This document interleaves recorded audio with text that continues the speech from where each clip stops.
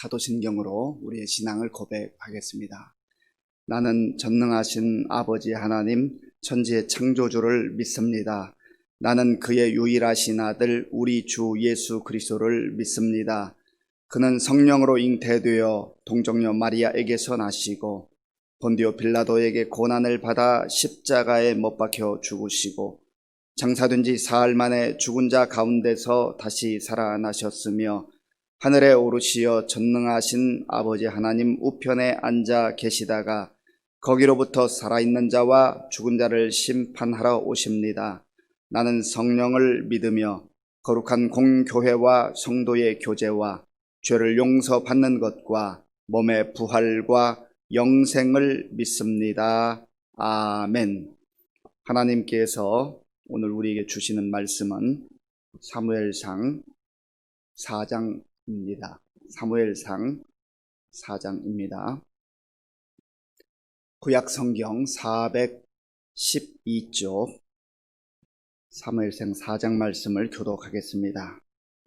사무엘의 말이 온 이스라엘에 전파되니라. 이스라엘은 나가서 블레셋 사람들과 싸우려고 에벤에셀 곁에 진치고 블레셋 사람들은 아벡에 진쳤더니 블레셋 사람들이 이스라엘을 대하여 전열을 벌이니라. 그 둘이 싸우다가 이스라엘이 블레셋 사람들 앞에서 패하여 그들에게 전쟁에서 죽임을 당한 군사가 4,000명 가량이라. 백성이 진영으로 돌아오매 이스라엘 장로들이 이르되 여호와께서 어찌하여 우리에게 오늘 블레셋 사람들 앞에 패하게 하셨는고 여호와의 언약궤를 실로에서 우리에게로 가져다가 우리 중에 있게 하여 그것으로 우리 원수들의 손에서 구원하게 하자 하니 이에 백성이 실로에 사람을 보내어 그룹 사이에 계신 만군의 여호와의 언약궤를 거기서 가져왔고 엘리의 두 아들 홈니와 비느하스는 하나님의 언약궤와 함께 거기에 있었더라. 여호와의 언약궤가 진영에 들어올 때에 온 이스라엘이 큰 소리로 외치매 땅이 울린지라. 블레셋 사람이 그 외치는 소리를 듣고 이르되 히브리 진영에서 큰 소리로 외침은 어찌 됨이냐 하다가 여호와의 궤가 진영에 들어온 줄을 깨달은지라. 블레셋 사람이 두려워하여 이르되 신이 진영에 이르렀도다 하고 또 이르되 우리에게 화로다. 전날에는 이런 일이 없었도다. 우리에게 화로다. 누가 우리를 이 능한 신들의 손에서 건지리요. 그들은 광야에서 여러 가지 재앙으로 애굽인을 친 신들이니라. 너희 블레셋 사람들아 강하게 되며 대장부가 되라. 너희가 히브리 사람의 종이 되기를 그들이 너희의 종이 되었던 것 같이 되지 말고 대장부같이 되어 싸우라 하고 블레셋 사람들이 쳤더니 이스라엘이 패하여 각기 장막으로 도망하였고 살육이 심히 커서 이스라엘 보병에 엎드러진 자가 3만 명이었으며 하나님의 궤는 빼앗겼고 엘리의 두 아들 홈니와 비느하스는 죽임을 당하였더라. 당일에 어떤 베냐민 사람이 진영에서 달려나와 자기의 옷을 찢고 자기의 머리에 티끌을 덮어쓰고 실로에 이르니라. 그가 이를 때는 엘리가 길 옆 자기의 의자에 앉아 기다리며 그의 마음이 하나님의 궤로 말미암아 떨릴 즈음이라. 그 사람이 성읍에 들어오며 알림에 온 성읍이 부르짖는지라. 엘리가 그 부르짖는 소리를 듣고 이르되 이 떠드는 소리는 어찌 됨이냐. 그 사람이 빨리 가서 엘리에게 말하니 그때 엘리의 나이가 98세라. 그의 눈이 어두워서 보지 못하더라. 그 사람이 엘리에게 말하되 나는 진중에서 나온 자라. 내가 오늘 진중에서 도망하여 왔나이다. 엘리가 이르되 내 아들아 일이 어떻게 되었느냐. 소식을 전하는 자가 대답하여 이르되 이스라엘이 블레셋 사람들 앞에서 도망하였고 백성 중에는 큰 살육이 있었고 당신의 두 아들 홈니와 비느하스도 죽임을 당하였고 하나님의 궤는 빼앗겼나이다. 하나님의 궤를 말할 때에 엘리가 자기 의자에서 뒤로 넘어져 문 곁에서 목이 부러져 죽었으니 나이가 많고 비대한 까닭이라. 그가 이스라엘의 사사가 된 지 40년이었더라. 그의 며느리인 비느하스의 아내가 임신하여 해산 때가 가까웠더니 하나님의 궤를 빼앗긴 것과 그의 시아버지와 남편이 죽은 소식을 듣고 갑자기 아파서 몸을 굽으려 해산하고 죽어갈 때에 곁에 서 있던 여인들이 그에게 이르되 두려워하지 말라. 네가 아들을 낳았다 하되 그가 대답하지도 아니하며 관념하지도 아니하고 이르기를 영광이 이스라엘에서 떠났다 하고 아이 이름을 이가봇이라 하였으니 하나님의 궤가 빼앗겼고 그의 시아버지와 남편이 죽었기 때문이며, 또 이르기를 하나님의 궤를 빼앗겼으므로 영광이 이스라엘에서 떠났다 하였더라. 아멘. 예, 이제 사무엘의 시대가 시작이 되게 됩니다. 엘리가 아직까지 살아 있지만 이제 사무엘이 하나님을 인격적으로 나의 하나님으로 만나는 그 놀라운 경험을 하게 되었습니다. 우리가 진정으로 하나님의 자녀가 되고 또 하나님의 사람으로 쓰임 받는다는 것은 할아버지 할머니의 하나님이었던 그 하나님이, 그리고 아버지 어머니의 하나님이었던 그 하나님이 지식적으로 나에게 들려지고 또 내가 지식적으로 알고 있었는데 그 하나님을 내가 인격적으로 만나게 될 때 내 인생을 그 하나님께, 예수님께, 성령님께 걸고 그렇게 살아갈 수가 있게 되는 겁니다. 그리고 진정으로 하나님이 기뻐하는 일꾼은, 하나님의 사람은 바로 이 하나님과의 만남을 통해서 시작된다고 할 수 있습니다. 그래서 우리가 어저께도 자녀들을 위해서 기도했습니다마는 이 기도는 하루의 기도의 제목이 아니고 어찌 보면 참 평생 하나님 앞에 기도해야 할 제목이 아닌가라는 생각을 하게 됩니다. 오늘 1절 말씀에 보면 사무엘의 말이 온 이스라엘에 전파되니라. 사무엘의 말이 온 이스라엘에 전파되니라. 아직까지 엘리가 살아 있기는 하지만 이제 서서히 사무엘이 하나님의 사람으로 등장하는 그러한 모습이지요. 그리고 그 이후에 이스라엘과 블레셋 사람들이 군대를 형성해서 싸우는 그런 장면을 볼 수 있습니다. 이스라엘은 나가서 블레셋 사람들과 싸우려고 에벤에셀 곁에 진치고 블레셋 사람들은 아벡에 진을 쳤더라. 에벤에셀과 아벡 그 사이를 두고 지금 굉장히 긴장감이 흐르고 있습니다. 이스라엘과 블레셋은 아주 앙숙입니다. 끊임없이 싸우고 쫓기고 싸우고 하는데 블레셋은 철기 문화를 먼저 가졌던 아주 강성한 나라였습니다.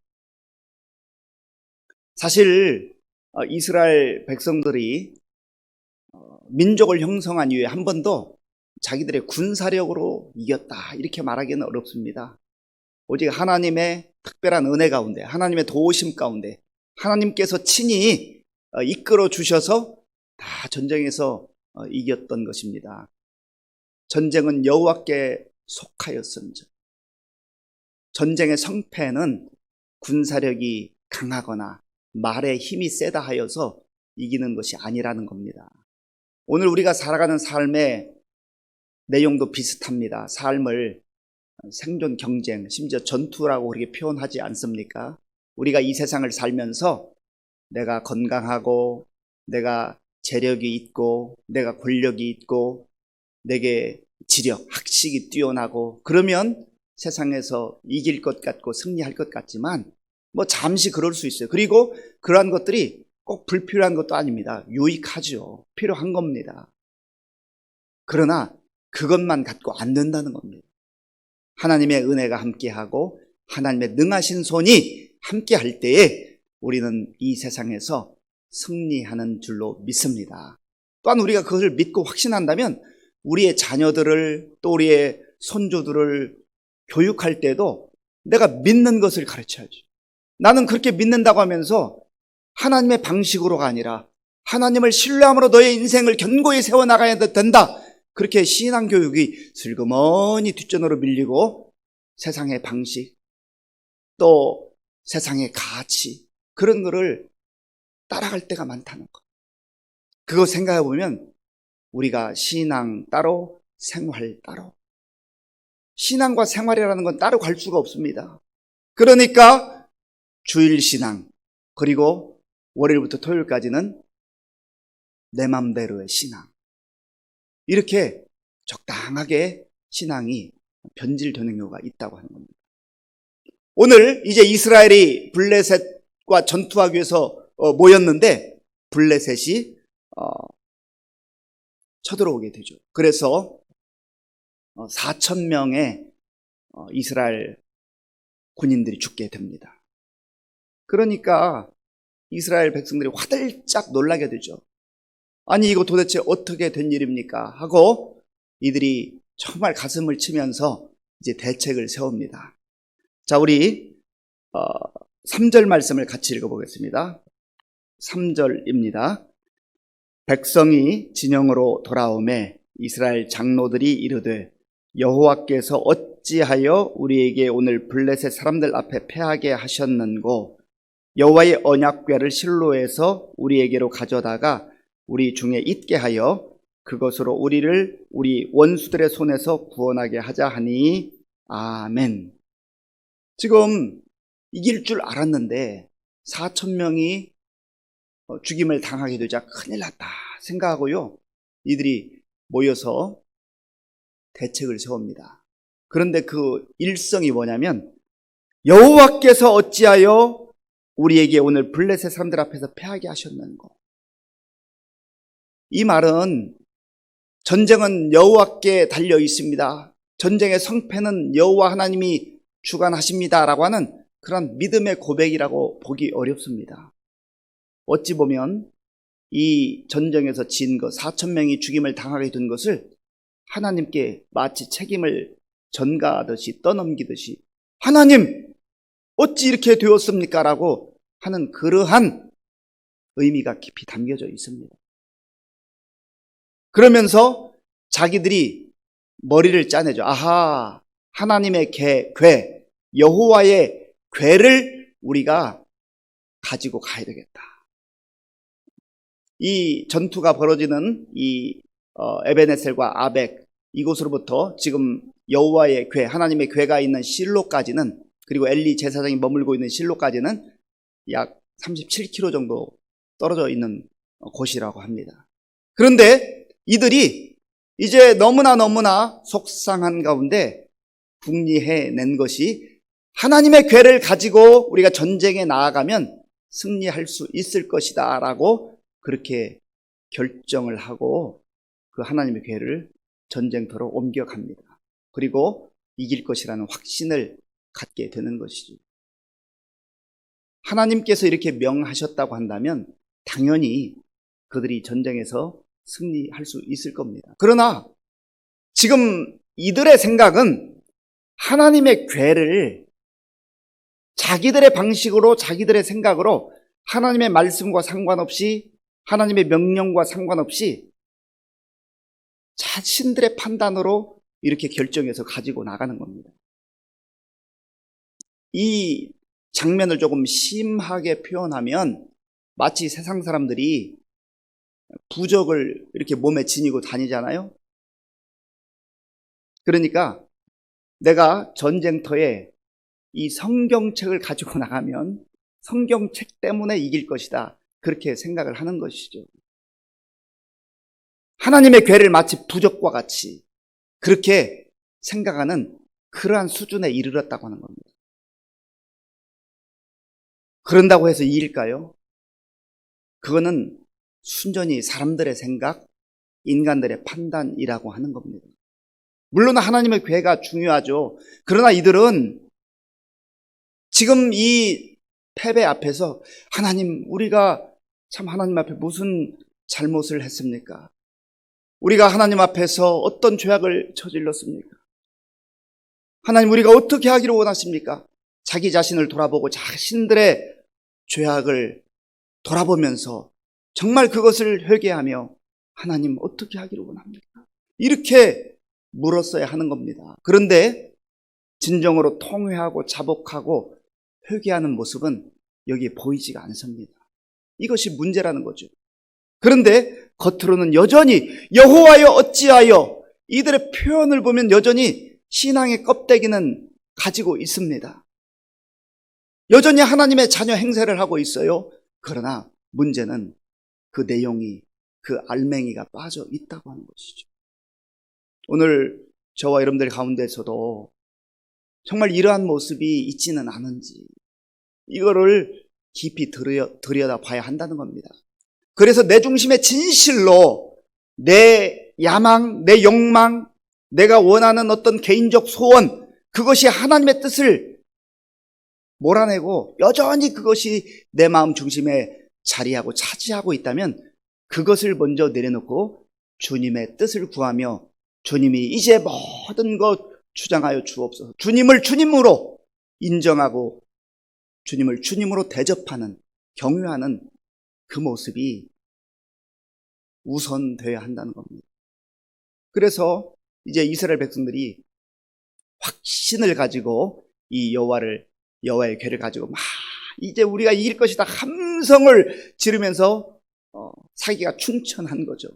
그래서 저기 블레셋 사람들이 보니까 뭐 갑자기 무슨 대단한 일이 일어난 거죠. 이게 무슨 일인가 보니까 여호와의 궤를 앞장 세워서 나온 것을 보게 되었습니다. 이 블레셋 사람들도 이미 애굽에서 이스라엘 백성들이 어떻게 구원받았는가, 뭐 오랜 세월이 지났지만 그 이스라엘의 역사를 알고 있지 않습니까? 저들이 섬기는 그 신, 그 궤가 나온다. 그러니까 블레셋 사람들도 두려움에 빠진 거예요. 그러니까 이 모습을 보면 블레셋 사람들이 우상을 섬기는 그런 정도의 마음과 생각과 이스라엘 백성들이 여호와의 궤를 가지고 겉모양만 마치 하나님의 능력으로, 하나님의 이름으로 그렇게 나가는 것과 흡사하다는 겁니다. 그러나 깊이 들여다보면 여호와의 궤는 나가고 있지만, 앞장서고 있지만 하나님께서 함께 하시고 하나님께서 기뻐하는 그러한 전쟁인가 하는 것은 별개의 문제라는 거죠. 그래서 블레셋 사람들이 또 자기들이 힘을 합해가지고 이제 전투를 벌이는데 이제는 무려 3만 명이 죽임을 당하는 이스라엘의 대패로 끝나버리고 맙니다. 그리고 이때 여호와의 궤도 빼앗기고 그 여호와의 궤를 가지고 나아갔던 엘리의 두 아들 홈니와 비느하스도 죽게 됩니다. 참 너무나 안타까운 이러한 일이 벌어진 거죠. 그런데 이제 이 소식을 37km 떨어져 있는 실로에서 궁금해하던 엘리에게 전령이 와서 전합니다. 여호와의 궤를 빼앗겼습니다. 우리가 패배했습니다. 그리고 홈니와 비느하스도 죽었습니다. 안타까운 이 패배의 소식을 전하게 됩니다. 우리 17절 말씀을 같이 읽겠습니다. 17절입니다. 소식을 전하는 자가 대답하여 이르되 이스라엘이 블레셋 사람들 앞에서 도망하였고 백성 중에는 큰 살육이 있었고 당신의 두 아들 홈니와 비느하스도 죽임을 당하였고 하나님의 궤는 빼앗겼나이다. 아멘. 그래서 이 참담한 소식을 들은 엘리가 98세, 그 당시로 98세 참 오래 살았죠. 그리고 비둔해서 이제 의자에서 넘어져서 죽게 되는 이 안타까운 모습이 나오죠. 그리고 그의 며느리 비느하스의 아내가 임신을 했는데요. 또 이 소식을 들어요. 여호와의 궤를 빼앗겼고 홈리와 비느하스가 죽었고 또 자기의 시아버지도 죽었다. 이 집안이 참 얼마나 슬픔과 고통 가운데 잠기는지 알 수가 없습니다. 사실 성경학자들의 연구에 의하면 어제 3장과 이 4장의 간격은 약 10년에서 15년 정도의 차이가 간격이 있다고 합니다. 그러면 사무엘을 통하여서 엘리 제사장이 정말 그 가문에 몰락이 있을 것을 알려주셨는데, 그러면 정말로 회개하고 또 회개할 기회가 한 10년에서 15년은 있었다고 그렇게 추정을 합니다. 과연 그렇게 했을까? 보면 그렇게 회개하고 하나님 앞에 메어달리고 한 것 같지 않아. 이게 안타까운 거죠. 하나님께서 멸망을 예고하셨어도 회개하는 자들에게는 기회를 주시다. 하나님이 요나를 니느웨 성에 보내어서 회개하지 않으면 이 성이 망할 것이다. 하나님은 그 성을 심판하기로 작정하셨지 않습니까? 그런데 그들이 금식하고 회개할 때 이방 백성이라 해도 회개하는 그 백성들을 구원하시고 다시금 기회를 주셨는데, 이들이 하나님의 말씀을 듣고도 그저 그런가 보다 하고 적당하게 살 때에 이런 가문의 몰락이 오게 된 거죠. 그리고 이 비느하스의 아내가 아들을 낳으면서 이제 죽게 되는데, 그 아들의 이름을 이가봇, 영광이 떠났다. 하나님의 영광이 떠났다. 하나님의 영광이 우리의 가문에, 우리의 가정에, 그리고 이스라엘에서 떠나갔다. 이게 가장 무서운 겁니다. 하나님의 영광이 임하는 인생, 하나님의 영광이 비추이는 가정, 하나님의 영광이 나타나는 교회, 그 공동체는 어떠한 어려운 상황에 처해도 망하지 않습니다. 실패하지 않아요. 잠깐 고난을 당할 수는 있어요. 그러나 그 어떤 인생도 여호와의 영광이 함께하는 그 인생은, 그 가정은, 그 교회는 실패하는 법이 없습니다. 망하는 법이 없습니다. 고난과 역경은 있을 수 있습니다. 지금 이 전투를 벌였던 그 현장이 에벤에셀이라고 했잖아요.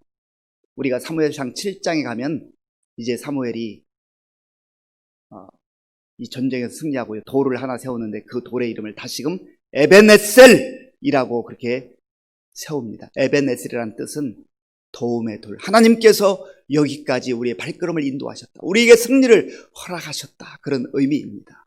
그런데 에벤에셀 그 현장 속에서 지금 실상은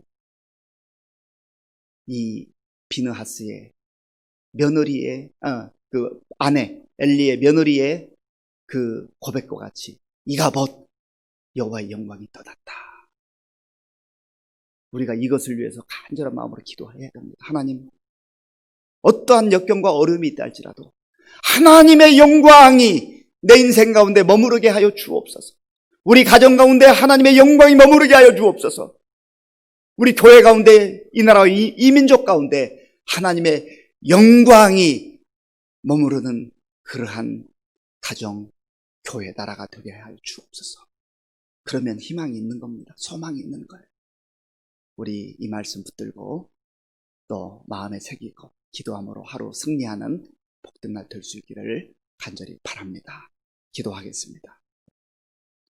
아버지 하나님, 감사합니다. 하나님께서 우리에게 주신 이 말씀 마음에 깊이 새기게 하시고, 신앙의 껍데기만 남아있는, 신앙의 형식만 남아있어서 그것 가지고 살아가는 인생이 아니라 여호와의 영광과 함께 살아가는 우리 모두가 될 수 있도록 은혜를 베풀어 주옵소서. 하나님께 작정하고 새벽 기도회를 또 드리며 귀한 예물을 드리는 손길이 있습니다. 기억하시고 하나님의 뜻에 합당하거든 마음의 소원을 이루어 주시고 하나님의 영광이 나타나게 하여 주시옵소서. 예수님의 이름으로 기도하옵나이다. 아멘. 주기도문으로 예배를 마치겠습니다. 하늘에 계신 우리 아버지, 아버지의 이름을 거룩하게 하시며 아버지의 나라가 오게 하시며 아버지의 뜻이 하늘에서와 같이 땅에서도 이루어지게 하소서. 오늘 우리에게 일용할 양식을 주시고 우리가 우리에게 잘못한 사람을 용서하여 준 것 같이 우리 죄를 용서하여 주시고 우리를 시험에 빠지지 않게 하시고 악에서 구하소서. 나라와 권능과 영광이 영원히 아버지의 것입니다. 아멘. 이 시간 말씀을 생각하면서 함께 기도하시고요. 특별히 여호와의 영광이 우리의 인생 가운데, 우리의 가정과 자녀들과 또 교회 가운데 임할 수 있도록 같이 기도하겠습니다. 또 우리 나라와 민족을 위해서 함께 기도하시고요. 우리 교회와 성도님들 위해서, 가정을 위해서 기도하겠습니다. 아버지 하나님 감사합니다. 하나님께서 은혜를 베풀어 주셔서 오늘 이 고요한 새벽 하나님 앞에 나와 예배드리게 하시고 또 말씀 듣고 기도할 수 있는 복된 시간을 주셔서 감사합니다. 아버지 하나님, 우리의 삶을 말씀을 통해서 다시금 돌아보며 비추어 봅니다. 이스라엘 백성들이 여호와 하나님을 멀리 떠났고 그들의 마음이 하나님으로부터 멀어졌음에도 불구하고 여호와의 궤를 가지고만 나가면 승리할 것으로 생각했지만, 그러나 하나님, 그것은 신앙의 허울이었고 껍데기뿐이었다는 것을 보게 됩니다. 아버지 하나님, 하나님의 말씀에 귀를 기울이게 하시고 하나님께 귀를 기울이게 하시고 하나님 말씀에 순종하며 하나님 뜻대로 살아가는 우리 모두가 될 수 있도록 주님 도와주시옵소서. 아버지 하나님, 그리하여서 정말 내 생각과 내 방식과 내 고집으로 내 인생을 살아가지 않게 하시고 오직 하나님이 원하시는 것이 무엇인지, 하나님의 뜻이 무엇인지를 분별하며 하나님 자신을 구하는 우리의 삶이 될 수 있도록 주님 도와주시고 인도하여 주시옵소서. 아버지 하나님, 우리의 모습이 혹이라도 이러한 모습이 아닌지를 다시금 되돌아보기를 원합니다.